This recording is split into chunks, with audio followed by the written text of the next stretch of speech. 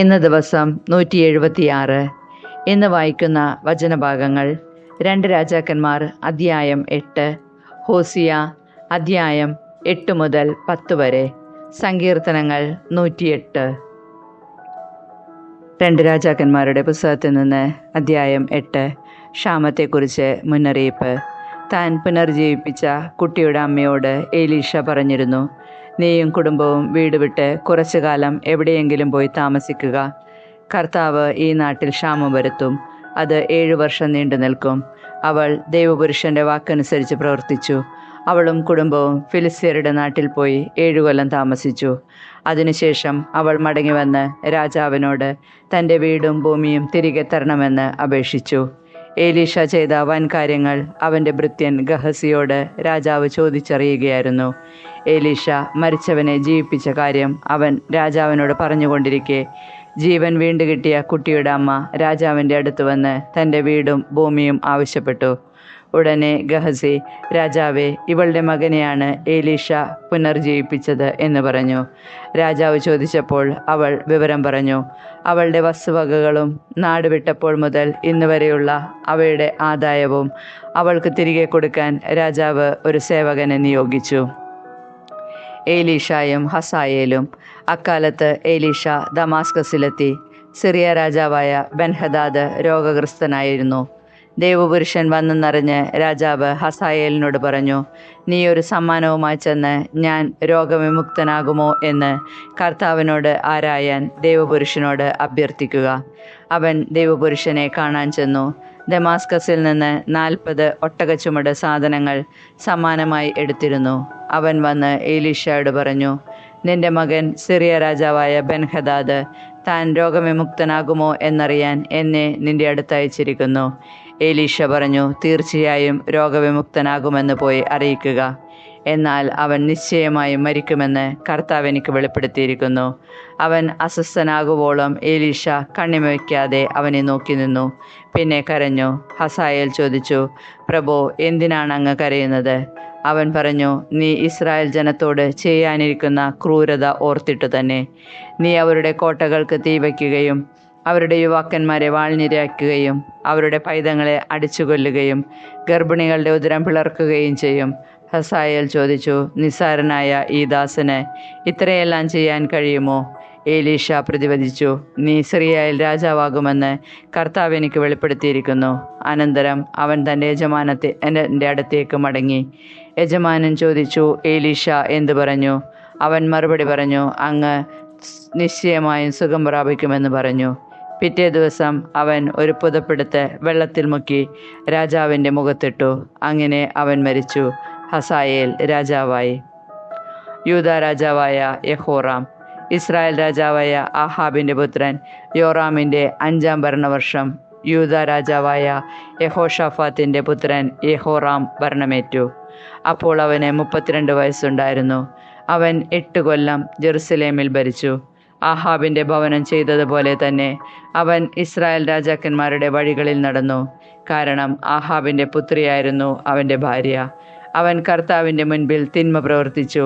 എങ്കിലും കർത്താവ് തൻ്റെ ദാസനായ ദാവീദിനെ പ്രതി യൂദായെ നശിപ്പിച്ചില്ല. കാരണം അവനും അവൻ്റെ പുത്രന്മാർക്കും പിൻഗാമി അറ്റുപോവുകയില്ലെന്ന് അവിടുന്ന് വാഗ്ദാനം ചെയ്തിരുന്നു. അവൻ്റെ കാലത്ത് ഏദോം യൂദായുടെ കീഴിൽ നിന്ന് ഭിന്നിച്ച് സ്വന്തമായ ഒരു രാജാവിനെ വാഴിച്ചു. അപ്പോൾ യഹോറാം രഥങ്ങളോടുകൂടി സയീറിലേക്ക് കടന്നു. രാത്രിയിൽ അവനും രഥസൈന്യാധിപന്മാരും തങ്ങളെ വളഞ്ഞ ഏദോമ്യരെ ആക്രമിച്ചു. യൂദാ സൈന്യം തോറ്റു പിൻവാങ്ങി. അങ്ങനെ ഏദോം യൂദായുടെ ഭരണത്തിൽ നിന്ന് ഇന്നോളം വിട്ടുനിൽക്കുന്നു. ലിബ്നായും കലഹിച്ചു. യഹോറാമിൻ്റെ മറ്റ് പ്രവർത്തനങ്ങൾ യൂദാ രാജാക്കന്മാരുടെ ദിനവൃത്താന്തത്തിൽ രേഖപ്പെടുത്തിയിട്ടുണ്ടല്ലോ. യഹോറാം മരിച്ചു. പിതാക്കന്മാരോടൊപ്പം ദാവീദിൻ്റെ നഗരത്തിൽ സംസ്കരിക്കപ്പെട്ടു. പുത്രൻ അഹസിയ ഭരണമേറ്റു. യൂദാ രാജാവ് അഹസിയ. ഇസ്രായേൽ രാജാവായ ആഹാബിൻ്റെ പുത്രൻ യോറാമിൻ്റെ 12-ാം വർഷം യൂദാ രാജാവായ യഹോറാമിൻ്റെ പുത്രൻ അഹസിയ വാഴ്ച ആരംഭിച്ചു. അപ്പോൾ അഹസിയായ്ക്ക് 22 വയസ്സായിരുന്നു. അവൻ ജെറുസലേമിൽ 1 വർഷം ഭരിച്ചു. അത്താലിയ ആയിരുന്നു അവൻ്റെ അമ്മ. അവൾ ഇസ്രായേൽ രാജാവായ ഓമ്രിയുടെ പൗത്രിയായിരുന്നു. അഹസിയ അഹാബിൻ്റെ വഴികളിൽ നടന്നു. ആഹാബിൻ്റെ ഭവനം ചെയ്തിരുന്നത് പോലെ കർത്താവിൻ്റെ മുൻപിൽ അവനും തിന്മ ചെയ്തു. കാരണം ആഹാബിൻ്റെ ഭവനത്തോട് അവൻ വിവാഹം വഴി ബന്ധപ്പെട്ടിരുന്നു. അവൻ സിറിയ രാജാവായ ഹസായേലിനെതിരെ യുദ്ധം ചെയ്യാൻ ആഹാബിൻ്റെ പുത്രൻ യോറാമിനോടുകൂടി റാമോത്ത് ഗിലെയാദിൽ പോയി. അവിടെ വെച്ച് സിറിയക്കാർ യോറാമിനെ മുറിവേൽപ്പിച്ചു. സിറിയ രാജാവായ ഹസായേലിനെതിരെ യുദ്ധം ചെയ്യുമ്പോൾ റാമായിൽ വെച്ച് സിറിയക്കാർ ഏൽപ്പിച്ച മുറിവുകൾ സുഖപ്പെടുത്താൻ യോറാം രാജാവ് ജസ്രയേലിലേക്ക് മടങ്ങി. യൂദ രാജാവായ യെഹോറാമിൻ്റെ പുത്രൻ അഹസിയ അവനെ സന്ദർശിക്കുന്നതിന് ജസ്രയേലിൽ ചെന്നു. ഹോസിയ പ്രവാചകന്റെ പുസ്തകത്തിൽ നിന്ന് അധ്യായം 8. ഇസ്രായേലിൻ്റെ അതിക്രമങ്ങൾ. കാഹളം അധരങ്ങളോടടുപ്പിക്കുക. കർത്താവിൻ്റെ ആലയത്തിന് മുകളിൽ കഴുകൻ പ്രത്യക്ഷപ്പെട്ടിരിക്കുന്നു. കാരണം അവർ എൻ്റെ ഉടമ്പടി ലംഘിച്ചു, എൻ്റെ നിയമം അനുസരിച്ചില്ല. അവർ എന്നോട് കരഞ്ഞപേക്ഷിക്കുന്നു. എൻ്റെ ദൈവമേ, ഇസ്രായേലായ ഞങ്ങൾക്ക് അങ്ങയെ അറിയാം. ഇസ്രായേൽ നന്മയെ തിരസ്കരിച്ചു, ശത്രു അവരെ അനുധാവനം ചെയ്യും. അവർ രാജാക്കന്മാരെ വാഴിച്ചു, എന്നാൽ എൻ്റെ ആഗ്രഹമനുസരിച്ചല്ല അവർ അധികാരികളെ നിയമിച്ചത്. എൻ്റെ അറിവ് കൂടാതെയാണ്. തങ്ങളുടെ വെള്ളിയും സ്വർണവും കൊണ്ട് അവർ വിഗ്രഹങ്ങൾ നിർമ്മിച്ചു, അത് അവരെ നാശത്തിലെത്തിച്ചു. സമരിയ, നിന്റെ കാളക്കുട്ടിയെ ഞാൻ തട്ടിത്തെറിപ്പിച്ചു. എൻ്റെ കോപം അവർക്കെതിരെ ആളിക്കത്തുന്നു. തങ്ങളെ തന്നെ ശുദ്ധീകരിക്കാൻ ഇനിയും അവർ എത്ര വൈകും? അത് ഇസ്രായേലിലെ ഒരു ശില്പി ഉണ്ടാക്കിയതാണ്, അത് ദൈവമല്ല. സമരിയായുടെ കാളക്കുട്ടിയെ കഷ്ണങ്ങളായി ഞാൻ തകർക്കും. അവർ കാറ്റ് വിതയ്ക്കുന്നു, കൊടുങ്കാറ്റ് കൊയ്യും. വളർന്നു നിൽക്കുന്ന ചെടികളിൽ കതിരില്ല, അത് ധാന്യം നൽകുകയുമില്ല. നൽകിയാൽ തന്നെ അത് അന്യർ വിഴുങ്ങും. ഇസ്രായേൽ വിഴുങ്ങപ്പെട്ടിരിക്കുന്നു. അവർ ജനതകൾക്കിടയിൽ ഉപയോഗശൂന്യമായ പാത്രം പോലെയായി കഴിഞ്ഞു. കൂട്ടം വിട്ടലയുന്ന കാട്ടുകഴുതിയെപ്പോലെ അവർ അസീറിയയിലേക്ക് പോയിരിക്കുന്നു. എഫ്രായിം കാമുകന്മാരെ കൂലിക്കെടുത്തിരിക്കുന്നു. അവർ ജനതകളുടെ ഇടയിൽ കൂലി കൊടുത്ത് സഖ്യമുണ്ടാക്കിയിട്ടുണ്ടെങ്കിലും ഞാൻ അവരെ വേഗം ഒന്നിച്ചു കൂട്ടും. രാജാക്കന്മാരെയും പ്രഭുക്കന്മാരെയും അഭിഷേകം ചെയ്യുന്നതിൽ നിന്ന് കുറച്ചു കാലത്തേക്ക് അവർ വിരമിക്കും. എഫ്രായിം പാപത്തിനായി ബലിപീഠങ്ങളുടെ എണ്ണം വർദ്ധിപ്പിച്ചു. അത് അവന് പാപം ചെയ്യാനുള്ള പീഠങ്ങളായി. ഞാൻ അവന് 1000 പ്രമാണങ്ങൾ എഴുതി കൊടുത്തിരുന്നെങ്കിൽ തന്നെയും അവന് അവ അപരിചിതമായി തോന്നുമായിരുന്നു. അവർ ബലികൾ ഇഷ്ടപ്പെടുന്നു, അവർ മാംസമർപ്പിക്കുന്നു, അത് ഭക്ഷിക്കുന്നു. എന്നാൽ കർത്താവ് അവരിൽ സംപ്രീതനാവുകയില്ല. അവിടുന്ന് അവരുടെ അകൃത്യങ്ങൾ ഓർക്കും, അവരുടെ പാപങ്ങൾക്ക് അവരെ ശിക്ഷിക്കും. അവർ ഈജിപ്തിലേക്ക് മടങ്ങും. ഇസ്രായേൽ തൻ്റെ സൃഷ്ടാവിനെ മറന്ന് കൊട്ടാരങ്ങൾ നിർമ്മിച്ചിരിക്കുന്നു. യൂദ സുരക്ഷിത നഗരങ്ങളുടെ എണ്ണം വർദ്ധിപ്പിച്ചു. എന്നാൽ അവൻ്റെ നഗരങ്ങളിന്മേൽ ഞാൻ അഗ്നി അയക്കും, അത് അവൻ്റെ ശക്തിദുർഗങ്ങൾ വിഴുങ്ങിക്കളയും. ഹോസിയ പ്രവാചകന്റെ പുസ്തകത്തിൽ നിന്ന് അധ്യായം 9. ഇസ്രായേലിന് ശിക്ഷ. ഇസ്രായേൽ, നീ സന്തോഷിക്കേണ്ട, ജനതകളെപ്പോലെ ആഹ്ലാദിക്കേണ്ട. നീ നിന്റെ ദൈവത്തെ പരിത്യജിച്ച് പരസംഗത്തിലേർപ്പെട്ടു. എല്ലാ മെതിക്കളത്തിലും നീ വേശ്യാവേദനം അഭിലഷിച്ചു. മെതിക്കളവും മുന്തിരിച്ചക്കും അവരെ പോറ്റുകയില്ല. അവർക്ക് പുതുവീഞ്ഞ് ലഭിക്കുകയില്ല. അവർ കർത്താവിൻ്റെ ദേശത്ത് വസിക്കുകയില്ല. എഫ്രായിം ഈജിപ്തിലേക്ക് മടങ്ങും. അസീറിയയിൽ വെച്ച് അവർ അശുദ്ധ ഭക്ഷണം കഴിക്കും. അവർ കർത്താവിന് വീഞ്ഞ് നൈവേദ്യമായി ഒഴുക്കുകയില്ല. തങ്ങളുടെ ബലികൾ കൊണ്ട് അവിടത്തെ പ്രസാദിപ്പിക്കുകയില്ല. അവരുടെ ആഹാരം വിലാപകരുടേത് പോലെയായിരിക്കും.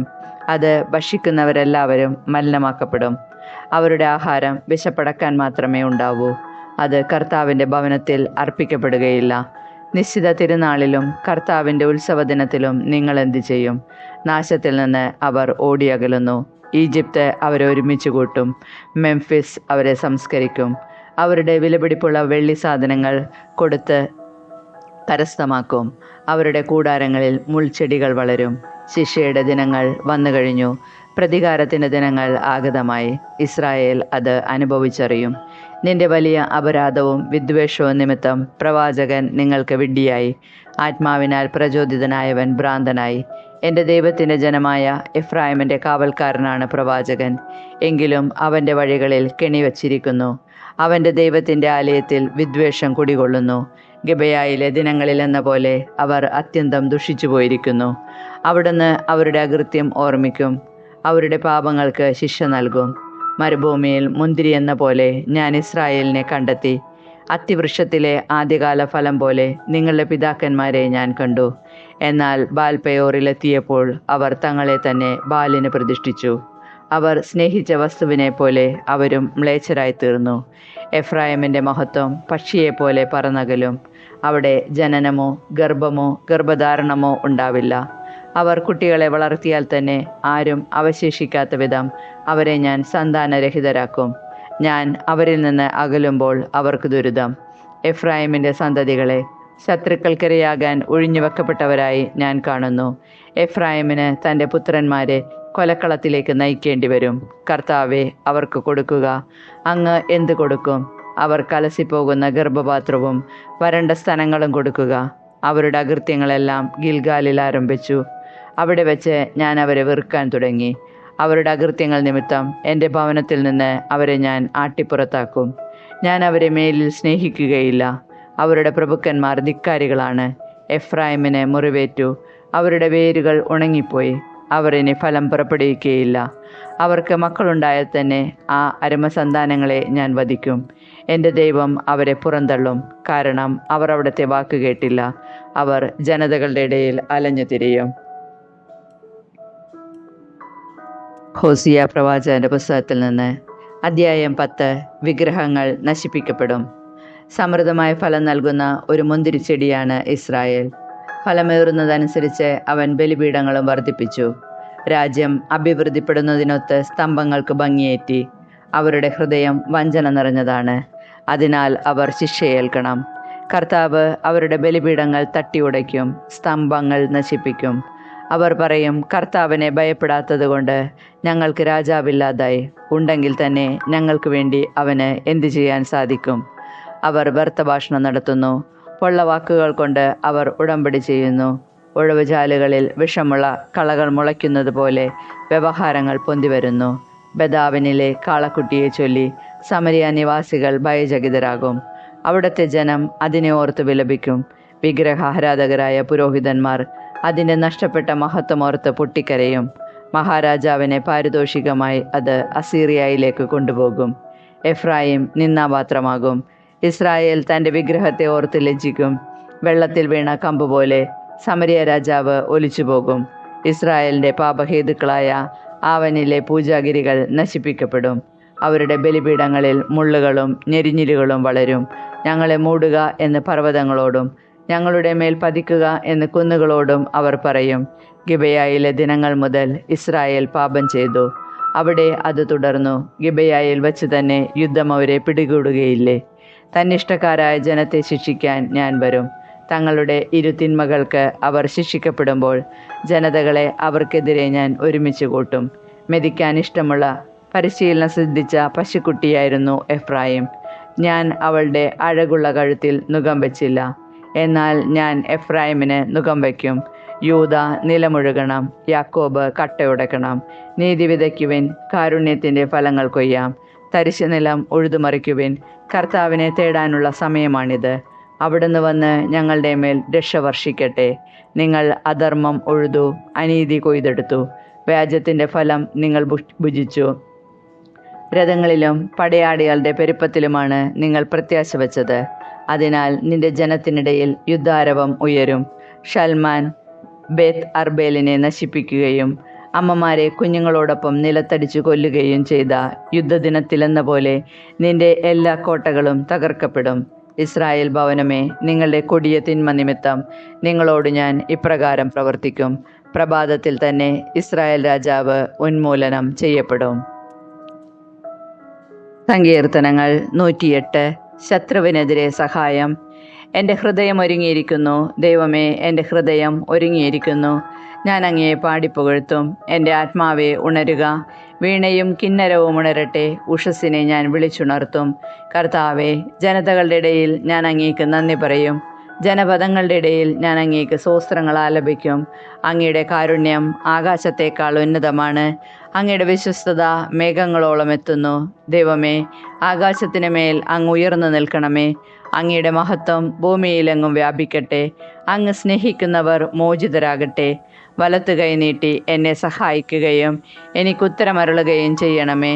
ദൈവം തൻ്റെ വിശുദ്ധ മന്ദിരത്തിൽ വെച്ച് വാഗ്ദാനം ചെയ്തു, ജയഘോഷത്തോടെ ഞാൻ ഷെമെക്കിനെ വിഭജിക്കും, സുക്കോത്ത് താഴ്വരയെ അളന്നു തിരിക്കും. ഗിലെയാദ് എനിക്കുള്ളതാണ്, മനാസെയും എൻ്റേതാണ്. എഫ്രായിം എൻ്റെ പടത്തൊപ്പിയും യൂദ എൻ്റെ ചെങ്കോലുമാണ്. മൊവാബ് എൻ്റെ ക്ഷാളനപാത്രം. ഏദോമിൽ ഞാൻ എൻ്റെ പാദുകം വയ്ക്കുന്നു. ഫിലിസ്ത്യദേശത്ത് ഞാൻ ജയഭേരി മുഴക്കും. സുരക്ഷിത നഗരത്തിലേക്ക് ആരെന്നെ നയിക്കും? ഏദോമിലേക്ക് ആരെന്നെ കൊണ്ടുപോകും? ദൈവമേ, അങ്ങ് ഞങ്ങളെ പരിത്യജിച്ചില്ലേ? ദൈവമേ, അങ്ങ് സൈന്യങ്ങളോടൊത്ത് നീങ്ങുന്നില്ലല്ലോ.